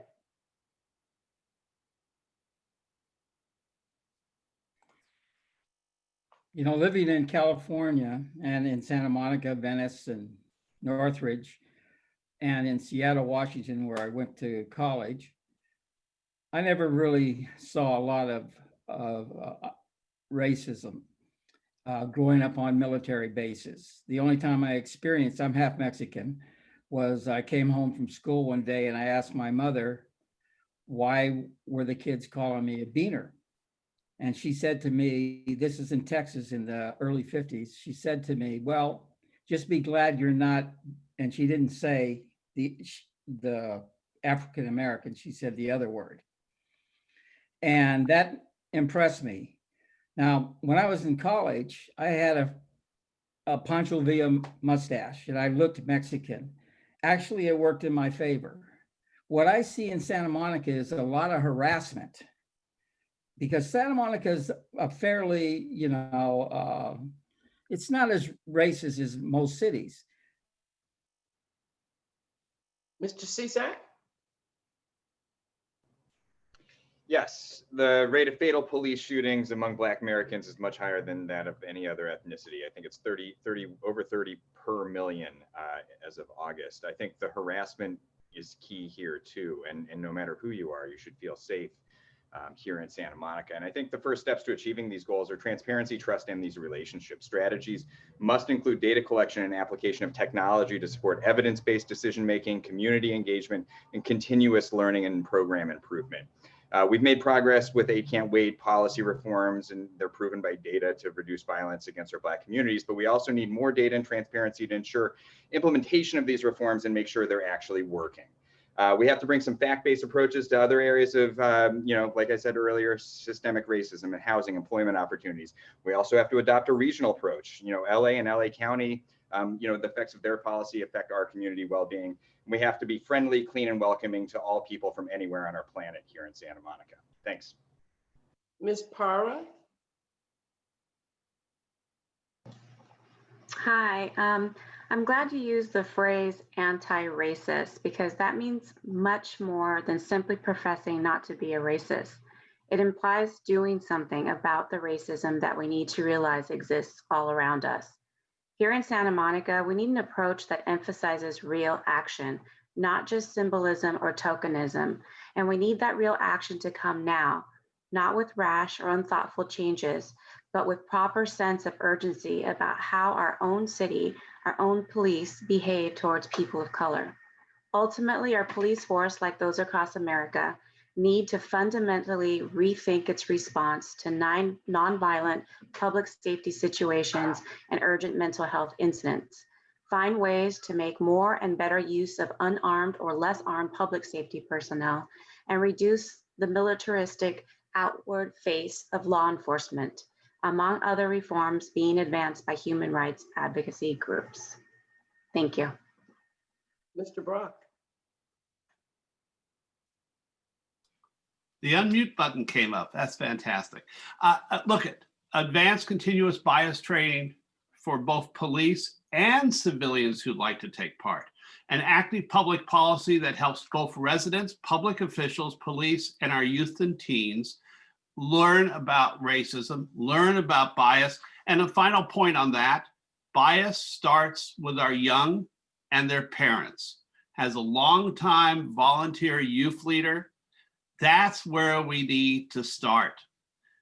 We start bias training at the Boys and Girls Clubs. We start bias training at the Police Activities League.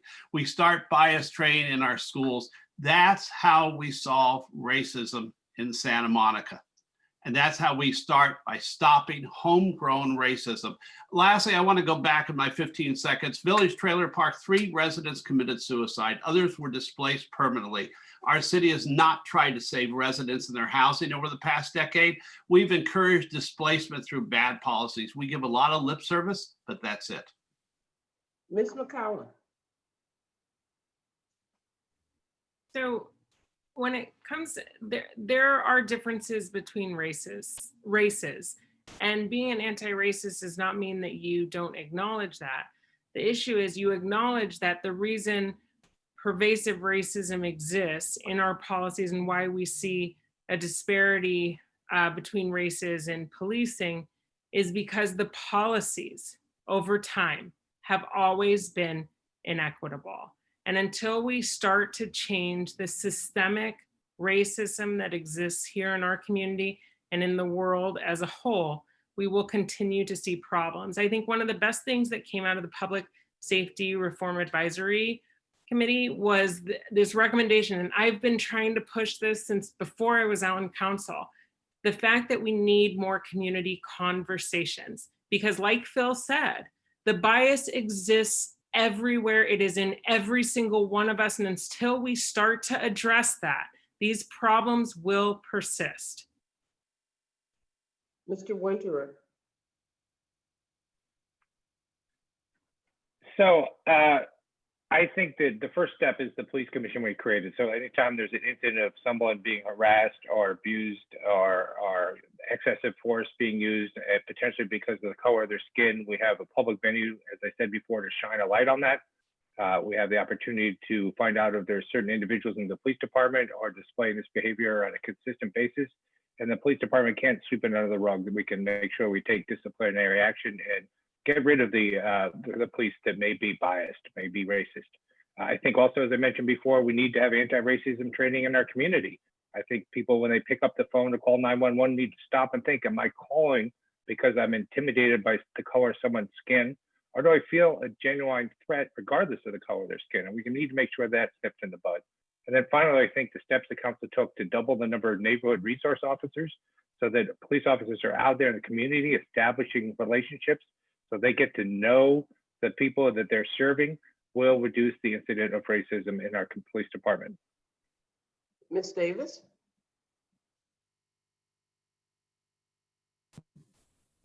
Well, I agree with much of what's been said. I certainly think we need to focus on training.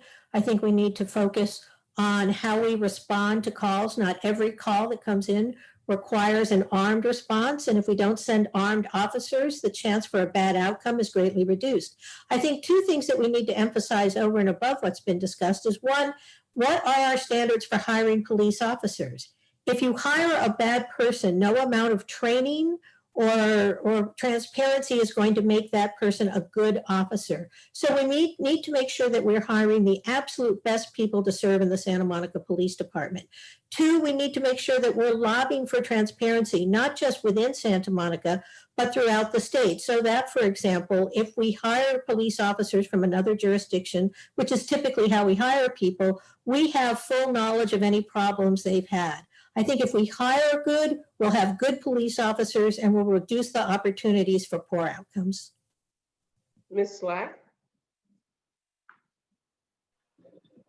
So I agree very much with what Phil was saying. And my bullet points that I want to hit on is that we need inclusion, we need education, we need bias training, we need to elevate people into the community, we need to give a pathway to prosperity.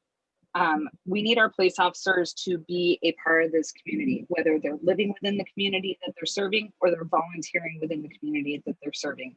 We need to apply empathy in all respects. We need our residents to also have that.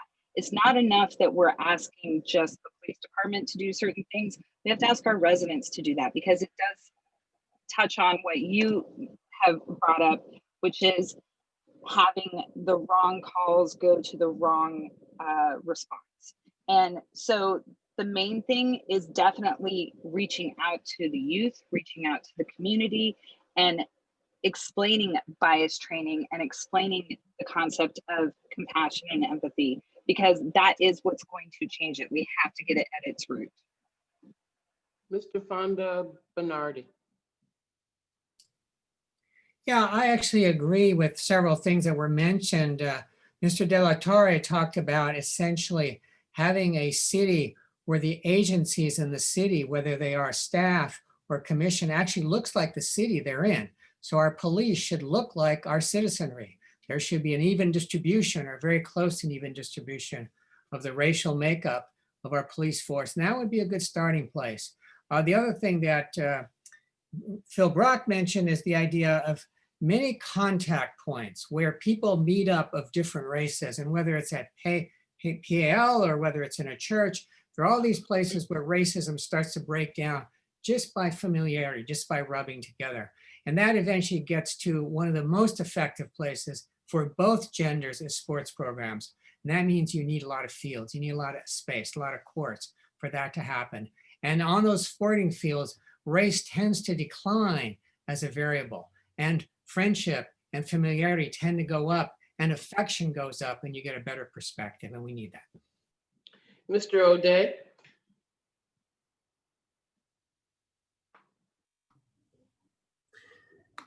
Yeah, look, I just love this question, I want to say, because this is the example of a question where data really meets organizational culture and leadership and management, and challenges the way that we do things and the way we think about things. And this becomes clear when, and this is, I would say, candidate Cizek's constant refrain related to data driving our decisions. You know, Council Member McGowan said that we need to have more community dialogue.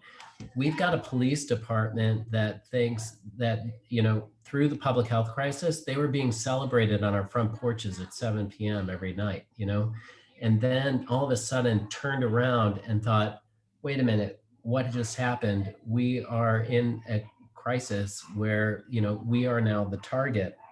And my daughter is a police explorer who's, you know, she's 15 years old and in the program. And her teacher said to her, why do you do that? Because they shoot people like us. We need to have a dialogue, and it needs to be data driven. Ms. Hara.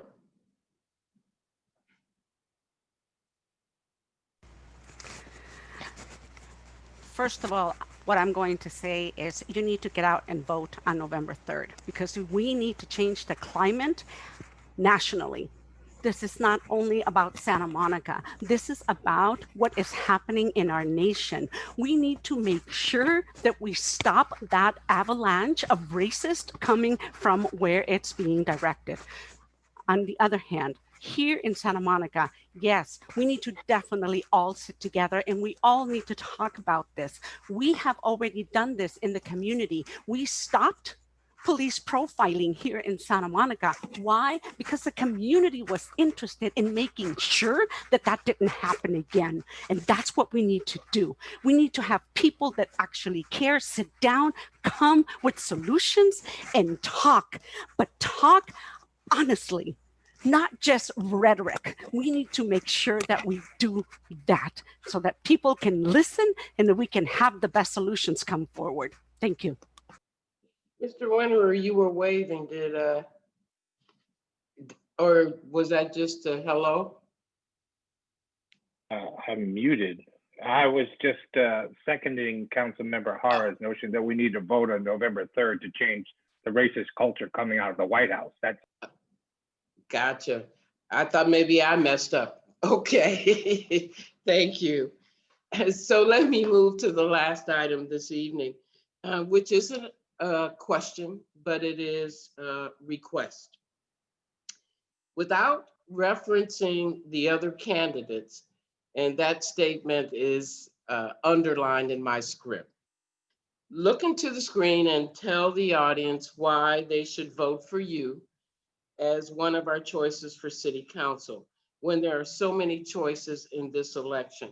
This question comes from a community member who is overwhelmed with the number of choices for City Council. And I'll start this with Mr. O'Day. Thank you for this question. Look, This work of service that we do in this community just is not easy. And I came to this because I was inspired by folks like Marion Wright Edelman, who said, service is the rent we pay for living. It is part of what we do. It is part of our culture and our family. And we do it because we care about this community. And in this time when we are facing crisis after crisis, from public health to fiscal health to leadership to social justice and racism, it is important that we have council members and leadership throughout the city who understand how to make the city move in the direction of our values, and they understand and reflect the values that we have. And that's why I'm back at this. I've been at this now for over 10 years, and I'm going to keep at it until we know that we have a community that is continuing to fulfill our values. Ms. Slack?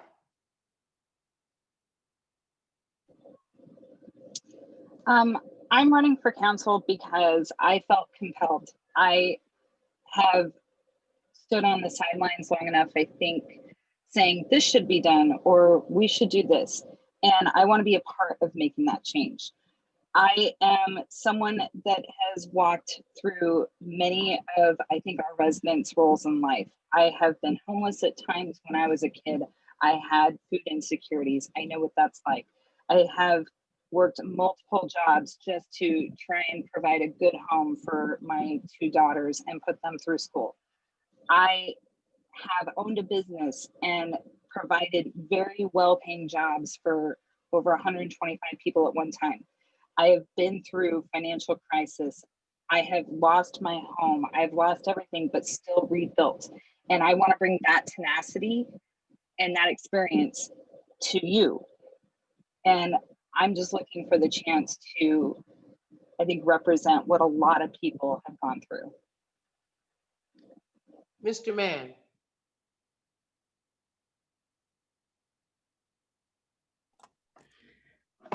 Okay, I and Phil Brook are running for city council for the same reasons, primarily because we want to represent the residents, and I'm voting for Phil. Now, my strongest qualification is I was not appointed to any office ever by Santa Monica Renters' Rights. Okay, that's no endorsements from coalitions, no special interests. And I was running this time because I thought I had a chance because of district elections. That was taken away from me. It would have leveled the playing field. I would have been running against two incumbents and a coalition builder. Now I don't have any advantage. I have nothing but disadvantages because I'm running without money. I want to have a virtual town hall on the city website to give residents a voice in government. I'm John Mann, a man of, for, and by the people. I approve this message. Mr. De La Torre?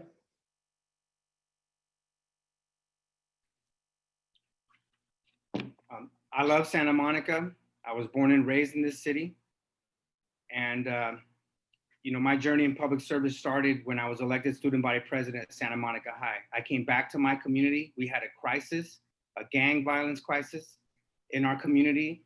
And I rolled up my sleeves and I did something about it. I started a youth center that has been very effective in addressing this problem and changing the relationship between our government and our community. We have more green space, more parks, public libraries. A lot of good work has come from the advocacy and my leadership in this community. I've served 18 years on the school board. We have some of the best public schools in the region, and I'm very proud that the Southside schools in Santa Monica are no longer the more deficient schools. Now we have more equity in our public education system. I want to bring my experience to the Santa Monica City Council to address the homelessness crisis, the public safety crisis, the mental health crisis that we're facing on our streets, and I plan to get the job done for the residents of this city. Mr. Winterer? So serving on the Santa Monica City Council is basically a volunteer. Is an incredible amount of work that I'm not sure everybody realizes. You give up income because you're not able to devote as much attention to your job. You give up time with your family, you give up vacations. It's a lot of stress. But I'm committed to doing it for another 4 years because I believe in the future of Santa Monica. I believe, yes, we've been in some dark times, and there are people out there who want to prey on fears and misinformation to make the case that they should be elected to city council. But I know we can get through what we've been through in the last 6 months and be an even better city where it's inclusive and just, and everybody has the opportunity to thrive. I'm committed to doing that hard work. I have done that hard work, and I'd ask the voters to once again support me so we can see our way through. Santa Monica is really an emblem for the rest of the state about how communities can be diverse and affordable to people of all incomes, and how we can have justice and opportunities for all. So I am endorsed by progressive organizations and progressive elected officials. You can see my endorsements on my website, tedforcouncil.com, and I ask for your vote. Thank you. Ms. Montaner.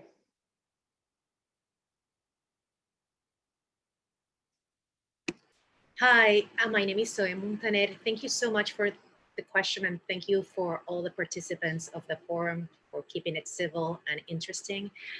I've been called the prophetic voice of Santa Monica. I've written for the Santa Monica Mirror and the Santa Monica Observer, and I had a blog called Diversity Matters. Back in 2018, I have an email that I sent to Lieutenant Darrell Lowe and Cynthia Renaud talking about the Sustainable Development Goals of the United Nations. Goal 16 is peace, justice, and strong institutions. Compassionate Santa Monica adopted the SDGs of the United Nations, and we've been working with this focus for the advocacy and the activism that we do. I've seen these problems for a mile away. I talk about the police department back in 2014, 6 years ago when I ran. So I have the vision and I have the tenacity to keep working at it. And I will represent residents better than anybody else. Mr. Brock.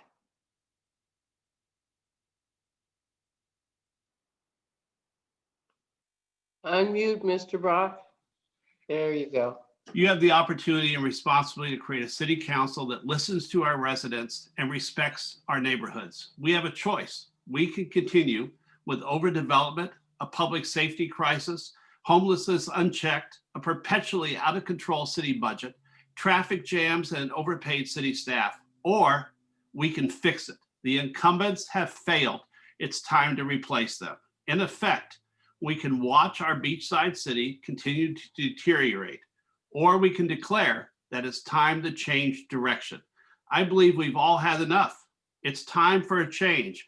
If you believe the city is better now than it was 4 years ago, vote for the incumbents. If not, I will fight for you and our city every single day.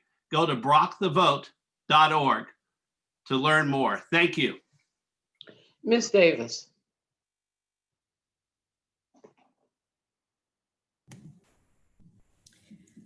Well, thank you for this opportunity. I think people should support my candidacy for re-election to the City Council because I'm thoughtful, I'm progressive. A lot of the issues that we discussed here tonight, I've been talking about for years. I've been a champion for our being a sustainable city of well-being and for making sure that we create a community where everyone thrives. I understand that there's a difference of opinion around a lot of what's going on in our city. But as John F. Kennedy said, too often we enjoy the comfort of opinion without the discomfort of thought. It's easy to make you afraid of what you might see going on in our city. The question is, what is somebody going to do about it? I think if you look at my record and the record of the other incumbents here, you will find that we have spent years trying to make this city better. As Councilmember Winter said, devoting time and energy to making sure that things are better. And I believe that the Santa Monica I moved to 34 years ago is nowhere near as good as the Santa Monica I live in today. I'm all about building a Santa Monica for 2050, not trying to reach back to 1950 and create some mythical, exclusive, exclusionary community. So I hope you'll look at my progressive record and vote for me. Ms. Para. I am humbly asking for your vote because as a first responder, crisis manager, and Santa Monica Firefighter Association endorsed City Council candidate, I have the skill set and experience to help move our beloved city out of crisis. Like my running mates, I also felt compelled to run for city council because I've been frustrated time and time again with commercial encroachment into residential neighborhoods. And I want to make sure that the voice of our residents are heard over special interests. Rest assured that if I'm elected, I will fight for residents' rights every day. To learn more about me, please visit my website at christineparra.com. My thanks again, and thank you for your consideration. Ms. McCowan. Hi, thank you all. This has been a great forum. I'm running for city council and I would appreciate your vote because as a second generation Santa Monican, as a woman under 45, which is almost half of our electorate, people under 45, as someone raising 2 small children in this city, my husband is a first generation Latino. We're raising Latino and Black children, one with white skin, one with Black skin. I'm in a unique position. I've lived my entire life understanding the importance of being collaborative, working with others, and listening to both sides, to all sides. And I think civility, kindness, ethical behavior, and compassion are so needed right now. And then I have a career and a background that make me absolutely qualified to handle the actual nuances of the job and the challenges, but I'm just the right person. And I thank you all so much in advance for your vote. Ms. Hara.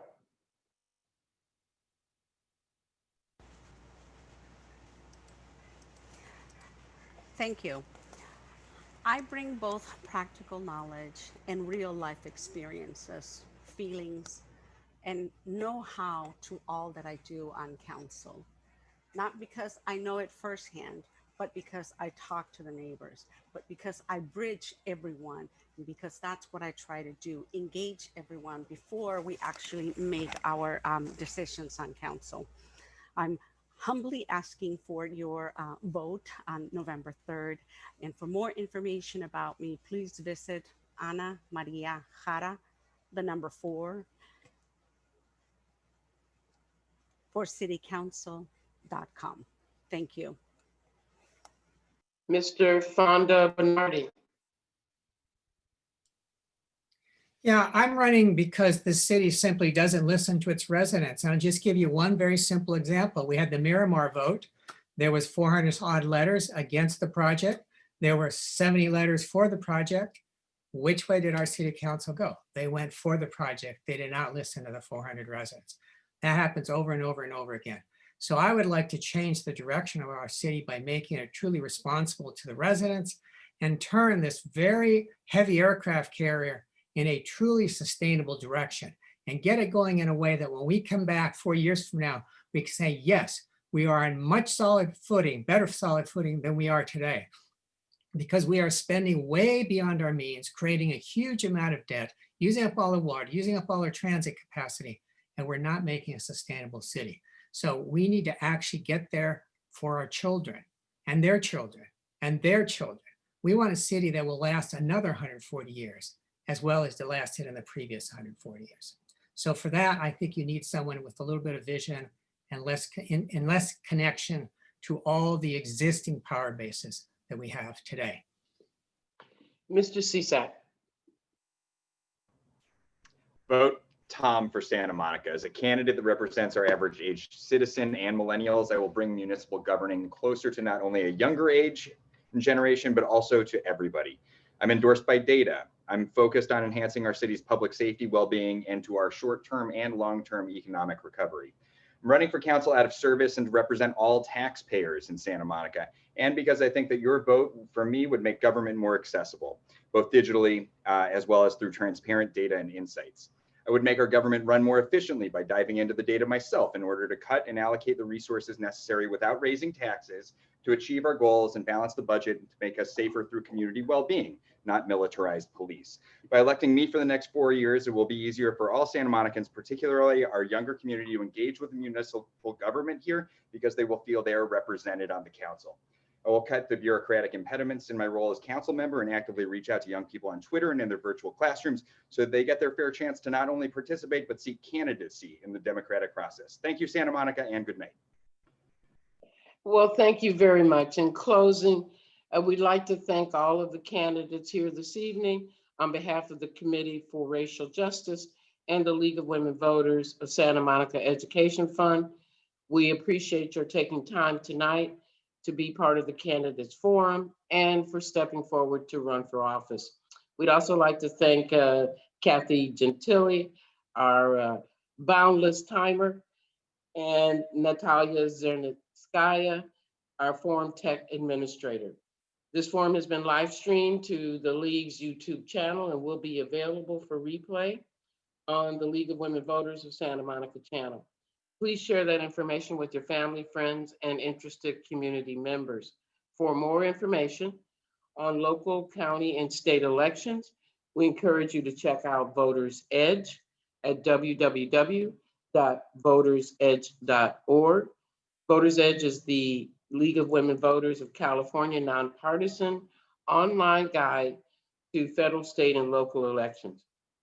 We'd also like to invite you to join the League and the SMMPTA Council of PTAs on Wednesday, October 7th at 7 p.m. for a candidates forum, presenting candidates for the Santa Monica College Board of Trustees. To find a listing for all of our forums and the registration links, please go to the League website at LWVSantamonica.org. We'd also like to thank the audience for your interest. It truly takes all of us to make democracy work. And remember, elections are won by those who vote. So I'd like to say, as the moderator, take good care, live safely, thank you, and good night.